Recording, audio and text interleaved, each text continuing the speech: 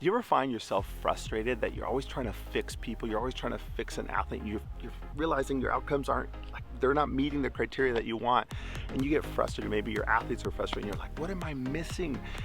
The reality is physical therapists think they're fixers. They want to fix everything, and that's not possible.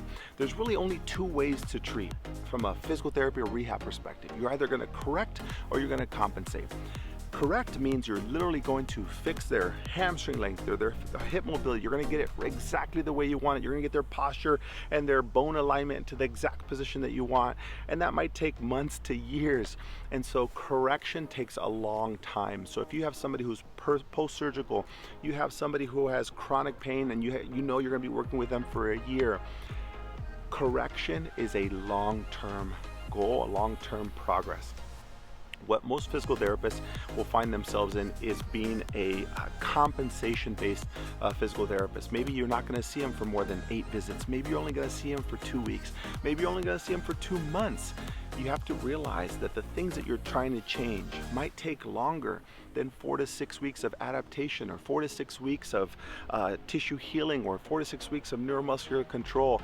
And notice that just those changes and those alignments are not going to be correction based, they're going to be compensation based. So if you're frustrated that you're not getting the outcomes that you want and you're finding yourself stuck, you have to ask, what's the end goal? Are you trying to correct?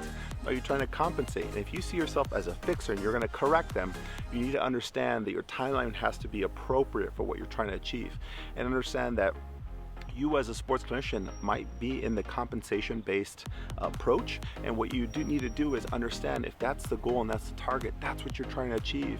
But if you're trying to fix something long-term and you don't have that timeline, or that person isn't in it to win it with you, and you don't have that compliance, it becomes a very big difference on how you approach people. So I ask, whether you're in an outpatient setting or you're in a pro sports setting, are you trying to correct, or are you truly trying to compensate?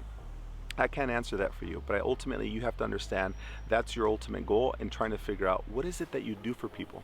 And if that excites you and you're like, man, I really want to be able to do that, and you work with CrossFitters or barbell athletes, or any type of athlete that touches a barbell, you need to attend my Management of the Barbell Athlete CEU course, where I'll walk you through frameworks on how to approach these athletes with the structure and framework to understand and create a pathway to truly correct or compensate.